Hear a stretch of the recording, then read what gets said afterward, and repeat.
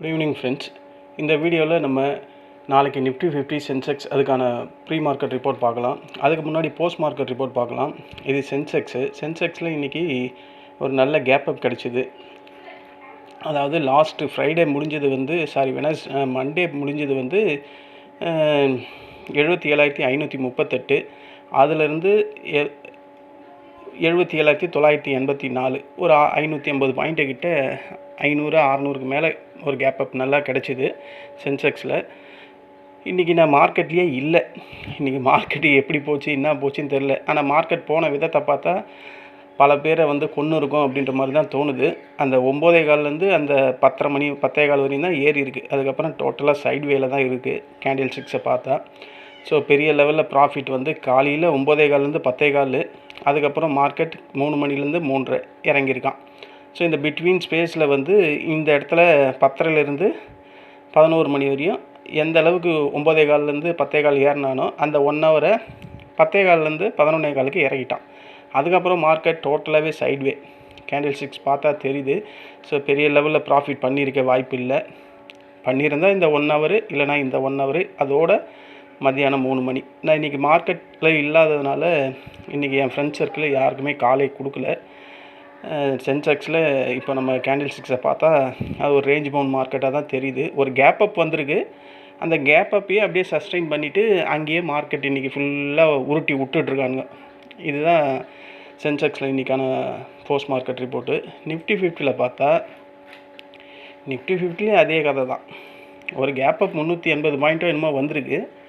வந்துட்டு 24,274 நம்ம ரெசிஸ்டண்ட்டை போய் தொட்டுட்டு அங்கேருந்து இறங்க தான் செஞ்சுருக்கு. அதுக்கப்புறம் நம்ம சப்போர்ட்டை தான் டச் பண்ணியிருக்கான். 24,143 டச் பண்ணிட்டு ரிவர்ஸ் ஆகிருக்கு. அந்த ஒரு மணி நேரம் இவனும் ஏறி இருக்கான். அடுத்த 1 மணி நேரம் இறங்கியிருக்கான். அதுக்கப்புறம் சைட்வே மறுபடியும் அந்த 24,274 ரெசிஸ்டண்ட்டு கிட்டே போயிட்டு அங்கேருந்து செல் ஆஃப் ஆகிருக்கு. ஸோ இன்றைக்கி நிஃப்டி 50லேயே ஒரு ரேஞ்ச் பவுண்டு.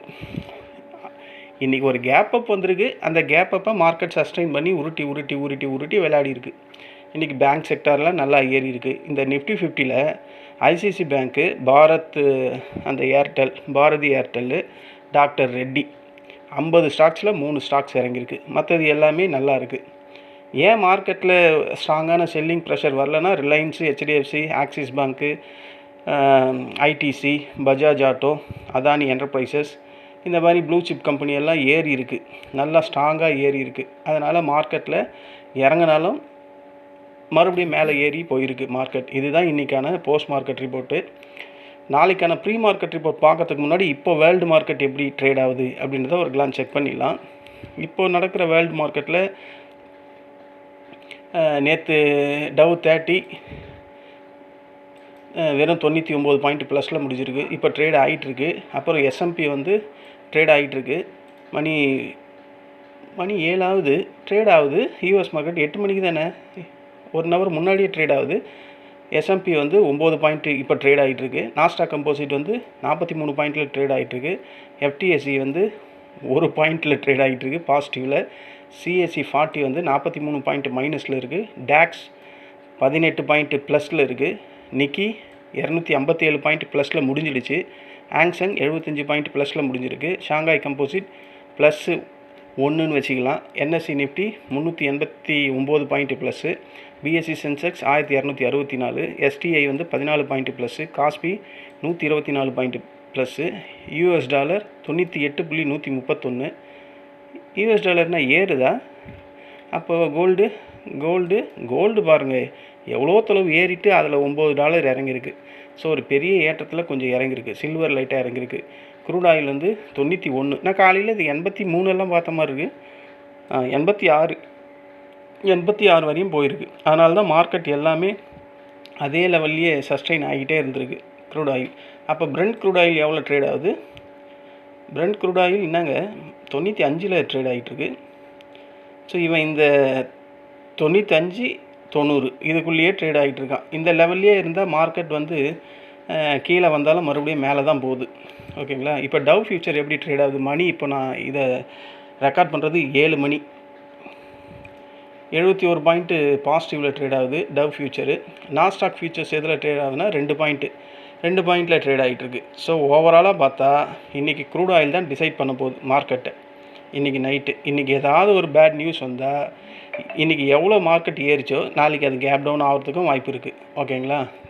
இந்த க்ரூட் ஆயில் 100 105 எல்லாம் போயிடுச்சுன்னா கேப் டவுன் வரும். இல்லை இதுலேயே சஸ்டைன் ஆகிருந்தால் மார்க்கெட்டில் அந்த பாசிட்டிவ்னஸ் என்னவோ அதுக்கேற்ற மாதிரி மார்க்கெட்டில் ட்ரேட் ஆகும். ஓகேங்களா?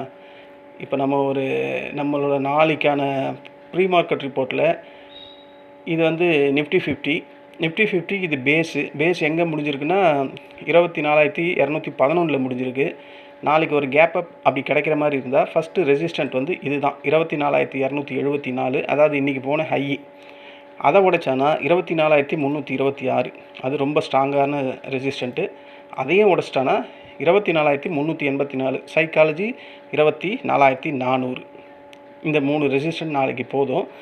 இல்லை இந்த பேஸ் லைனுக்கு கீழே ஒரு கேப் டவுன் ஓப்பனிங் கிடைக்குது. ஏன்னா மார்க்கெட்டில் கண்டினியூஸாக வந்து புல்லிஷ்னஸ்ஸு, மார்க்கெட் வந்து பாசிட்டிவ்னஸ் அதிகமாக இருக்குது. நாளைக்கு ஒரு வேளை ஒரு ப்ராஃபிட் புக்கிங் கூட யூஎஸ் மார்க்கெட் இன்றைக்கி நைட்டு யூஎஸ் மார்க்கெட்டில் நடக்கலாம். யூஎஸ் மார்க்கெட்டில் நடந்தால் நம்ம மார்க்கெட்டில் நாளைக்கு பெரிய ப்ராஃபிட் புக்கிங் வந்தால் மார்க்கெட் அகைன் இந்த சப்போர்ட்டை வந்து இந்த கேப்பை ஃபில் பண்ணுறதுக்கு வாய்ப்பு இருக்குது. கண்டிப்பாக இந்த கேப் வரும். அப்போது ஒரு ஃபஸ்ட்டு சப்போர்ட், ஒரு கேப் டவுனாக இருந்தால் ஃபஸ்ட்டு சப்போர்ட்டு இது தான் இன்றைக்கி வந்த லோ 24,146. அதை உடச்சிச்சின்னா இங்கே இருக்கிறது தான் 24,050 தான் அடுத்த சப்போர்ட்டு. இந்த 24,050 உடைச்சா 23,981. இந்த சப்போர்ட்டை உடைச்சா 23,900. இந்த 4 சப்போர்ட் வந்து நிஃப்டி 50 நாளைக்கு இன்ட்ராடே லெவல்ஸை ஆக்ட் ஆகிறதுக்கு வாய்ப்பு இருக்குது. ஓகேங்களா? சென்செக்ஸ் வருவோம். சென்செக்ஸில் வந்தால்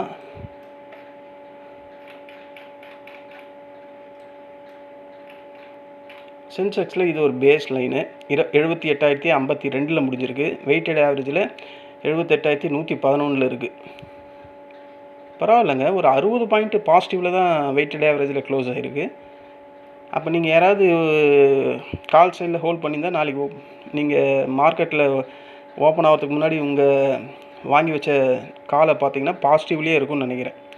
சரி, ஒரு கேப் அப் கிடைக்குது இந்த பேஸ் லைனுக்கு மேலே அப்படின்னா சென்செக்ஸில் ஃபஸ்ட்டு ரெசிஸ்டன்ட் இன்றைக்கி வந்த ஹைட்டு 78,214. அதை ஸ்ட்ராங்காக உடைச்சா 78,327. அதை ஸ்ட்ராங்காக உடைச்சா பக்கத்துலேயே இருக்குது 78,422. இந்த ரெசிஸ்டண்ட்டையும் உடைச்சிட்டானா 78,527. ரொம்ப பக்கத்துலேயே தான் இருக்குது சென்செக்ஸில். ஓகேங்களா? இதில் எங்கேயோ இந்த 4 ரெசிஸ்டண்ட்டில் கண்டிப்பாக ஏதோ ஒரு இடத்துல மார்க்கெட் கண்டிப்பாக டவுன் ஆகிறதுக்கான வாய்ப்புகள் அதிகமாக இருக்குது. ஓகேங்களா? இன்றைக்கி எஃப்ஐஎஸ் செல்லிங்கில் தான் இருக்காங்கன்னு நினைக்கிறேன். கேண்டில் ஸ்டிக்ஸை பார்த்தா தெரியுது. இல்லை யூஎஸ் மார்க்கெட்லாம் டவுனில் முடியுது. பிரண்ட் க்ரூட் ஆயில் ஏறி போச்சுன்னா ஒரு கேப் டவுன் கிடைச்சா ஃபஸ்ட்டு சப்போர்ட்டு 77,940. இதை ஸ்ட்ராங்காக உடைச்சானா அடுத்த சப்போர்ட்டு 77,770.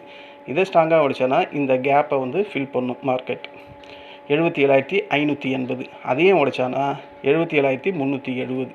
இந்த 4 சப்போர்ட் வந்து சென்செக்ஸில் நாளைக்கு இன்ட்ராடே லெவல்ஸாக ஆக்ட் ஆகிறதுக்கான வாய்ப்புகள் அதிகம். நாளைக்கு சென்செக்ஸ் வேறு weekly expiry. So Sensex weekly expiry அப்படின்னாவே மார்க்கெட் கண்டிப்பாக ஃபால் ஆகிறதுக்கு தான் வாய்ப்புகள் அதிகம். அது ஒரு 20 ட்ரேடு சென்செக்ஸ் வந்து வீக்லி எக்ஸ்பைரி நடந்தால் அதில் 2-3 ட்ரேடு தான் பாசிட்டிவில் முடியுது. மீதி 17 ட்ரேடும் எப்போவுமே சென்செக்ஸ் வந்து நெகட்டிவில் தான் முடியுது. ஓகேங்களா? இது நான் பல தடவை பார்த்துட்டேன். நாளைக்கு பார்ப்போமே, நம்ம நாளைக்கு செக் பண்ணுவோம். இதை சென்செக்ஸ் வந்து நாளைக்கு வீக்லி எக்ஸ்பைரி, இவன் வந்து பாசிட்டிவில் முடிகிறானா இல்லை நெகட்டிவில் முடிகிறானா அப்படின்றத செக் பண்ணுவோம். இப்போ இது ஒன் டே கேண்டில் நம்ம வச்சு பார்த்தா என்ன தெரியுது? ஒரு பெரிய கேப்பப் மேலே போயிட்டு ஸ்ட்ராங்கான புல்லிஷே இல்லை. ஓகேங்களா? இந்த மாதிரி இருந்தாவே அது தலைவலி தான். அது கீழே தொப்புன்னு கீழே விழறதுக்கும் வாய்ப்பு இருக்குது. அதே மாதிரி நிஃப்டி 50 பார்த்தா இதாவது ஓரளவுக்கு பரவாயில்ல, கொஞ்சம் புல்லிஷ்னஸ் இருக்குது. சென்செக்ஸில் சுத்தமாக இல்லை.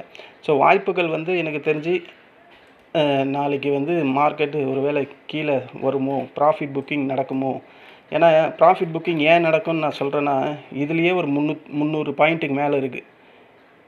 அதாவது 400 பாயிண்ட்டுன்னே வச்சிங்களேன். இந்த 400 பாயிண்ட்டை எஃப்ஐஎஸ் என்ன பண்ணுவாங்க? ப்ராஃபிட் புக் பண்ணுவாங்க. எஃப்ஐஎஸ் ப்ராஃபிட் புக் பண்ணால் ரீட்டைலர்ஸும் ப்ராஃபிட் புக்கிங் பண்ணுறதுக்கு வாய்ப்பு இருக்குது. இன்றைக்கி எஃப்ஐஎஸ் என்ன பண்ணியிருக்காங்கன்னு பார்த்தா செல்லிங் தான் பண்ணியிருப்பாங்க.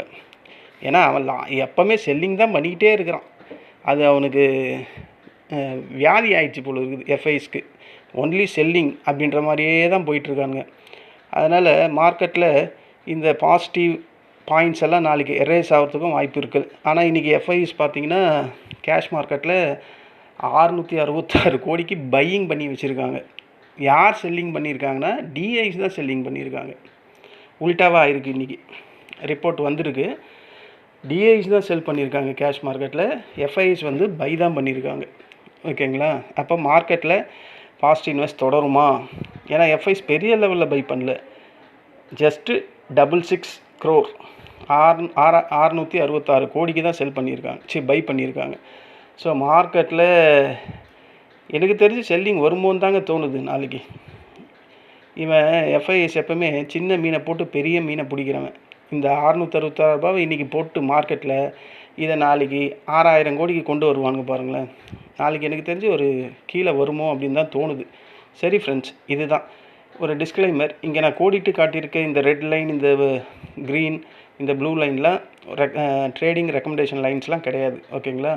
இங்கே வந்தால் ஒரு ரெசிஸ்டண்ட்டை தொட்டு ரிஜெக்ட் ஆகும், இங்கே வந்தால் ஒரு சப்போர்ட்டை தொட்டு பவுன்ஸ் ஆகும் அப்படின்ற மாதிரி எஜுகேஷன் பர்பஸ்க்காக தான் போட்டிருக்கேன். இதை நம்பியெல்லாம் நீங்கள் ட்ரேட் பண்ணவே கூடாது. ட்ரேட் பண்ணிங்கன்னா முழுக்க லாஸஸ் வர்றதுக்கு தான் வாய்ப்பு இருக்குது. ஓகேங்களா?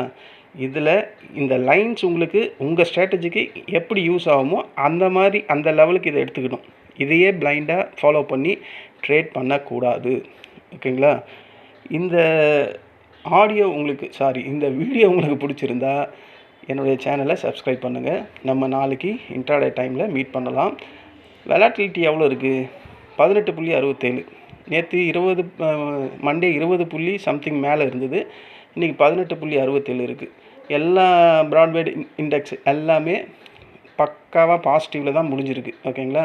இந்த Nifty next 50 1446 point, mid cap Nifty 283 point.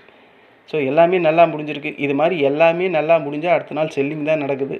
இதோட நான் எத்தனையோ வாட்டி பார்த்துட்டேன். சரி, நாளைக்கு நம்ம பார்ப்போம் என்ன தான் நடக்குதுன்ட்டு.